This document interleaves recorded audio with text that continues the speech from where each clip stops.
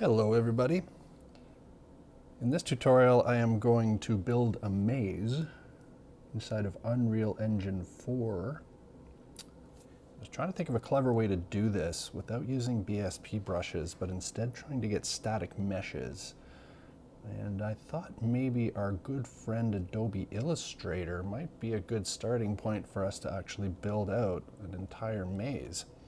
I was just looking back on here, I thought I'm going to be needing grids to do this, make it faster for me to do the work. And I found this, you can actually bring the guides inside of Illustrator in front of artwork. So that's a property I'm going to have to change. And over here on Google Images, I just searched out mazes, and oddly enough, I found one which is SVG. I'm not going to be using that for this example, but instead something a little bit simpler. I want to try to get through this fast. I'm just going to copy this image directly. I've got a new artboard here set up in Illustrator. You paste it down. It's going to be very large compared to the grid. Now I could go into the grid settings itself and start to try to match the grid to each one of the walls, but I think what I'm going to do is just under grids and guides, I'm going to turn off grids in back so that I can see the grids on top of my artwork.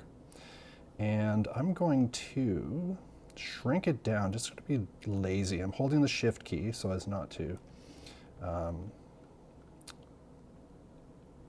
lose the aspect ratio.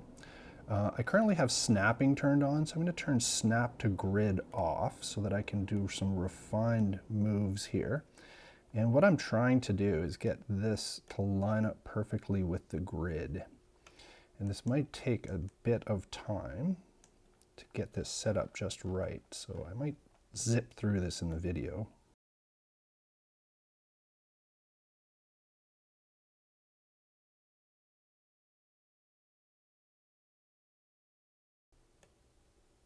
There we go.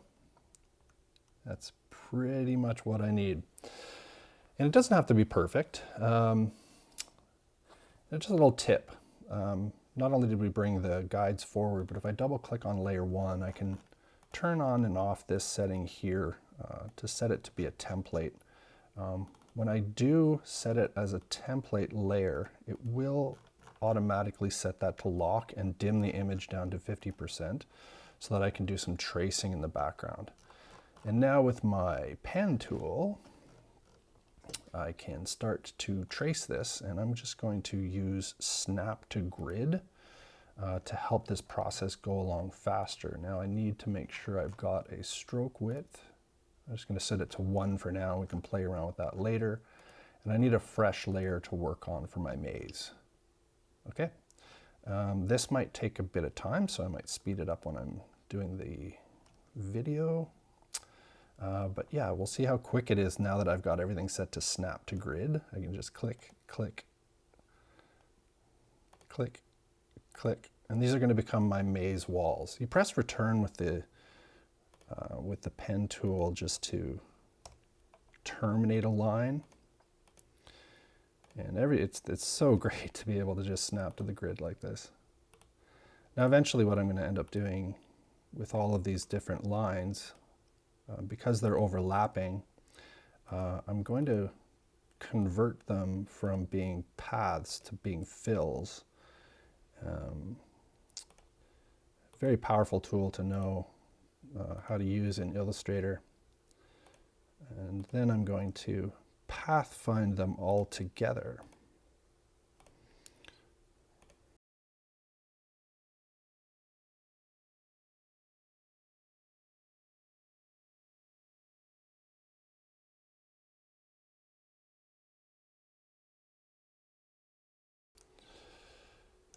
Yeah, vectors are so awesome because you can scale them. Where'd that line go? Lost a line here. Okay. All right. Now I'm just going to shut off the grids. I don't need to see them anymore. Turn down that layer, and we've got a maze that we can run through. You know what? I'm not even going to scale this up. I'm just going to think about what this maze is going to look like in Unreal when I'm looking down from above. Like, how thick would I want these walls to be? So I've selected all, and I can start to thicken up these lines. So I know I got to have a player run through this when it's in 3 dimensions. So is that good enough? Yeah, I'm happy with it. Now under Object Path, you can outline the stroke. And when you do that, you'll notice that all of these objects will overlap one another, which is exactly what you need to do the next move, which is over here, which is to use the Pathfinder tool to unite everything together. Now, just a tip about Illustrator. If you click View Outline, it'll turn off the fills, it'll turn off the thickness of your path, and it'll just show you the paths themselves, which is awesome. So you can see what this next move is going to do when I select all and I pathfind it all together. Look at that. We got a beautiful, complete maze. Perfect. I like the thickness of the walls. It's going to be good. And one thing I just sort of saw quite by accident, and I'll just turn my preview back on. If I go with the direct select tool and I grab the shapes, I think I might have to make this bigger. Let me see here.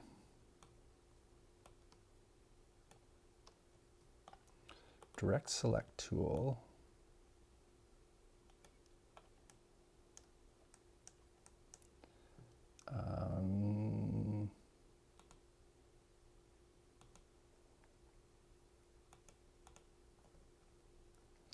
There was a way to round all of these miters.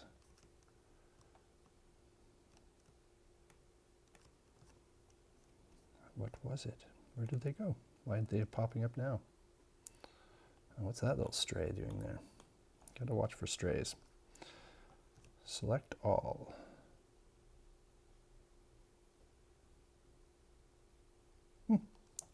Doesn't really matter.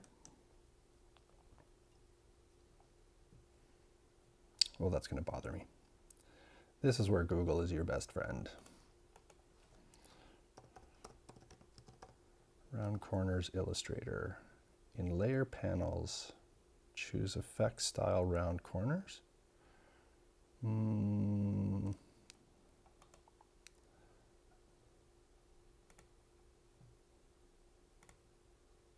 Okay, sure. We'll go with that. That will do just fine. Because this will look really awesome and modern and cool when we get this inside of... Yeah, there they are. That's what I was looking for. Cool. Yeah, I was looking for these little... Oh, it's because they're 2 separate objects. I was looking for these little handles here. There they are. So yeah, you can choose how round you want your corners to be, which is pretty amazing. I'm just going to round them off like that.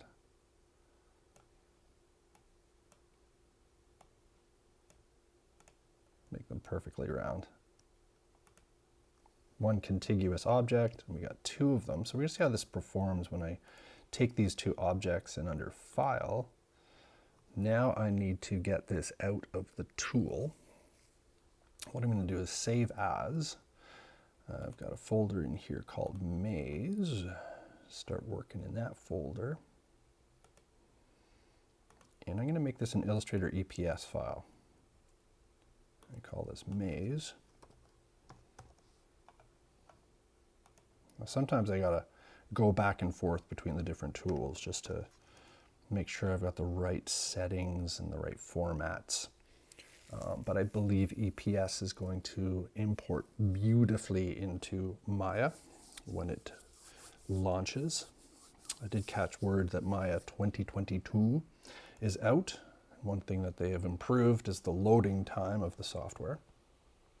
So for those who still have student licenses, get excited, grab that, start working with it. All right, so file, I'm going to import to my stage from my 3D research folder maze, an EPS file. Now down here, I have to tell it which file type I'm going to use, EPS, and drop that in and see how it behaves. Uh-oh, error reading file. Well, let's try again. I'm going to grab my file, and this time I'm going to export selection. I do believe this is the appropriate way to do it. I'm not going to call it asset 1, but I'm going to call it my maze. And I'm going to use SVG as my format. Now, standard vector graphics are vector graphics, so that should work. And I'm going to put it into the right place. It remembered from my last test. So I'm going to export the asset, and there's the SVG. Go back to Maya. Let's see what happens when we import that. Import, we got to tell it what we're importing, what file type, SVG. Go into the right directory. Maze, maze.svg, and haha, cool. Bob is your uncle. And look at those beautiful corners. Everything looks amazing. So good. So what I will do, just to get things working right, get the translation, I would type in 90. What happens? Where did it go? Just where did it take off to? What is its pivot point?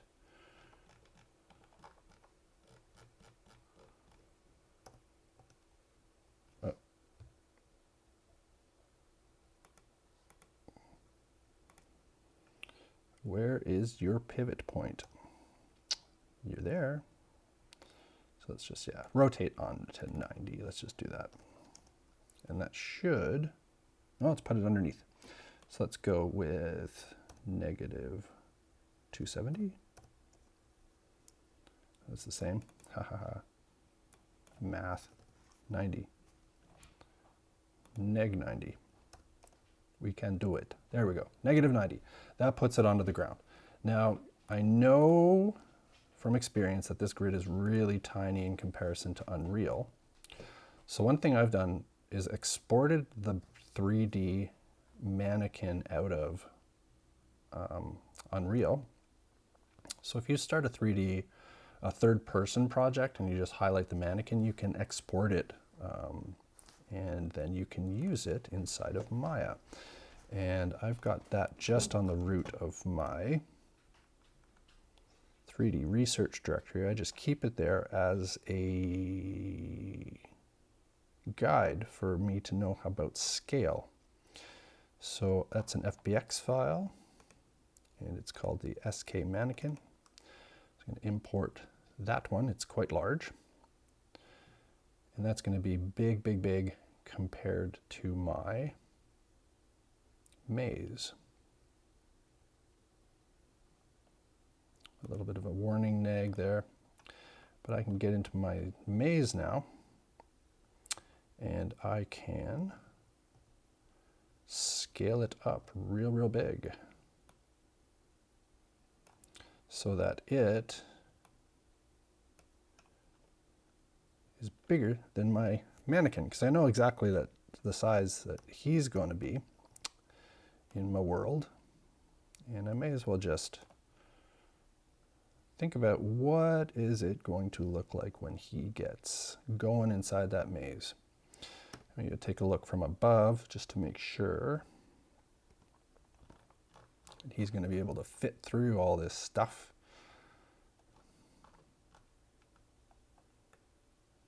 Yeah, let's just make sure he can fit through the world. I can position it where I want.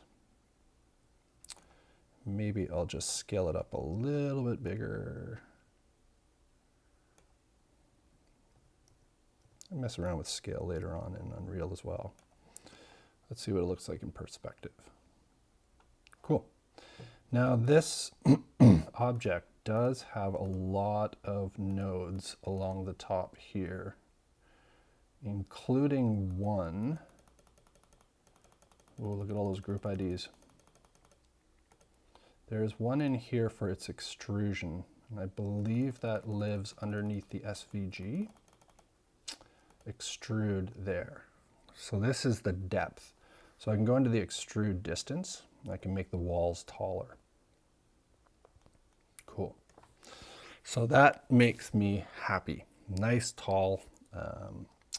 And then I can just do what I have to do. Always want to get rid of all of this stuff. So I'm happy with the scale. I'm happy with the height that I set up with the SVG extrude.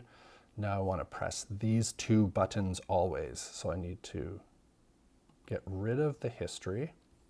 So now I can only see 3 nodes, and I'm going to freeze that position so that I can see that all of the transforms are back to 0, 0, 0, and 1, 1, 1. All is well. I don't need my mannequin anymore. Get rid of that guy. And always good form, right click, assign a new material. I'm just going to throw a Lambert on it. It doesn't matter. And rename it M_maze. May as well just give it a color and make it shiny white, really shiny. All right, cool. And then that's all. Export the selection. I'm going to shoot it out as an FBX, and I'm going to put this into my maze and give it the name. Really clever, maze. Export the selection, and then let's fire up our friend Unreal. I always do that. I always want to just type in Unreal with Finder, but I'm going to go through the game launcher. And what the heck, I'm going to set myself up a new project. Let's just fire up a new project. Now, I can see in the viewport here that it doesn't look white. I'm not going to worry about any of that because the texturing and materials can be handled in Unreal.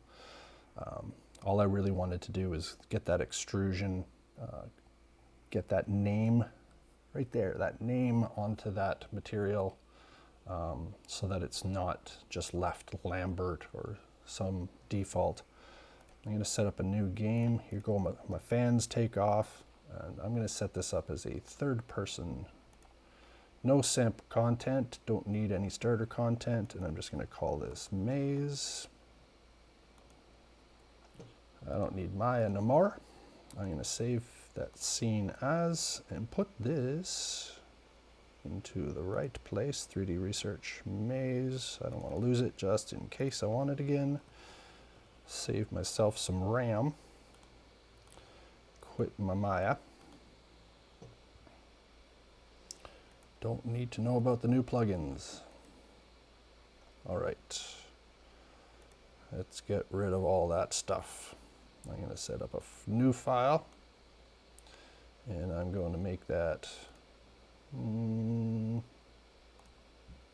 Actually, I'm going to file save this current as, just to show you a little tip. I'm just going to save this as opening level, just so I can grab that guy. And then highlight him. This can be annoying, this viewport here, when you select your third-person character or your first-person character. But just under Unreal Editor Preferences, if you do a search for viewport, at the top here.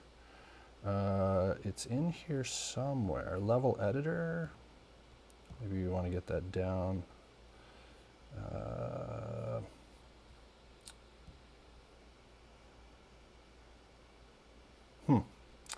Level editor, miscellaneous, viewports here. Viewports. And then switch to view, type in viewport. Oh, that's annoying. Did something change? It's the size of the editor of the, There it is. Camera preview size. What I should have been searching for was preview. Whoops. Preview. And then, yeah, this, you know what they need in this program? More options. Camera preview size. I don't want it to be so big. Make it real small. You can actually see it while you're changing this value. Because it's so frustrating. And it takes up the whole viewport. If I had 3 monitors, then that would be amazing, but I don't. Anyway, so I want to highlight this guy, and all I'm going to do is copy him to my clipboard. So File, Copy, Edit, Copy, and then I need a new level. I'm just going to go for the default. What the heck? And because they don't just throw the dude in, I would need to paste him in. Anyway, so good form. I'm going to create a new folder called Geometry. You can call it Props. You can call it what you will. And inside of here, I'm going to import my FBX from this directory called maze, maze.fbx. That's all good. Import all. Sure, whatever. There's my texture that came in with it, with the nice name, because I named it nicely, mmaze.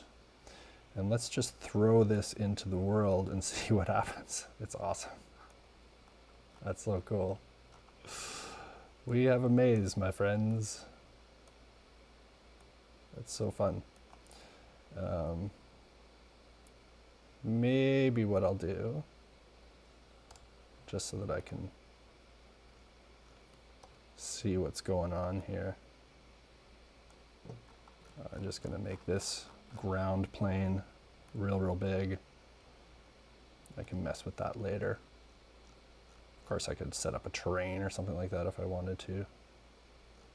But yeah, that's great. And then I can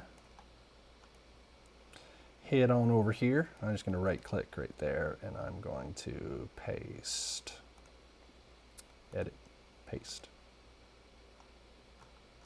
Where'd my third person guy go? And then we just drag him over here. I just pasted him in from that other level. And go. Hey, check it out.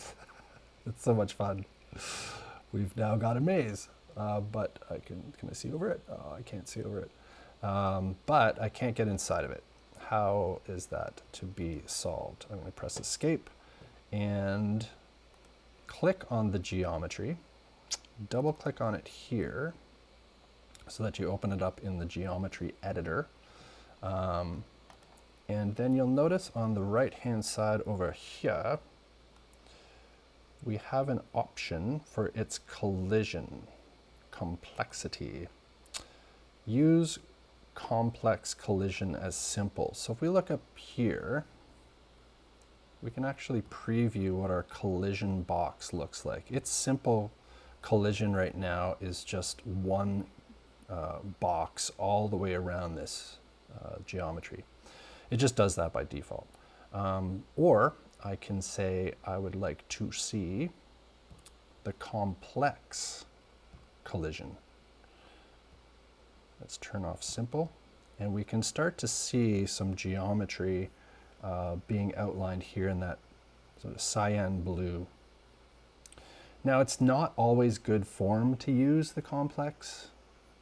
We could make another object without corners that's lower resolution and bring that in as another maze, but this is not a very complex level. So, and we could use that simpler version of this maze just to block the the player from moving around.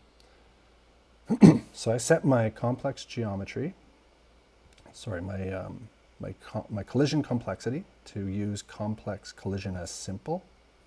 And that will inform the system to now use all of the vertices and all of the edges, all the faces of this object here as my collision. So I hit save, close this editor down. And one thing I like to do, just if you don't know, active play mode, I'm going to set it up in new editor window pi, and then I get a new window pop up here. Yeah, let's see what goes on. Can I get in the maze? Yes, I can. It's just so much fun to, think that, vector objects from Illustrator, they're really just, points, which are vertices, anchor points, which are vertices, fills and areas, end up becoming faces. I shouldn't say fills, that's not true. It's the paths themselves between the anchor points. They end up becoming edges. And then when you extrude an edge, what does it become if not a polygon? Right? So yeah, this is how you could very quickly and in a fun manner set up a maze in Unreal. Can I solve for this maze? I can get out of here. This one isn't even all that hard. Oh. Yeah, this is great. I mean, just made a silly little fun level without much difficulty. Yay! Whoopee! And you jump up, you can see over top. It was really pretty. Yeah. So I hope that helps learn a whole bunch of stuff, from Illustrator across to Maya, to naming your materials, to collision boxes, setting up simple and complex collision. And I hope this tutorial let you have some fun. Oh, wait a sec, we'll just pop this open, and what's the param here? What's this? Oh, save.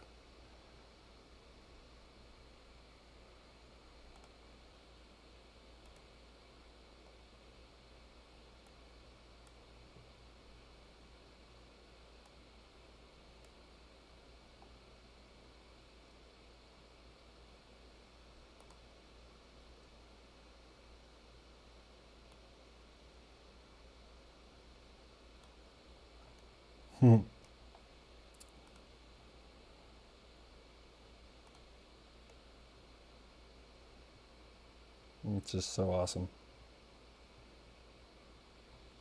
What a great engine. Just so much fun. Well, I'm going to leave it there. I hope you all have fun making levels.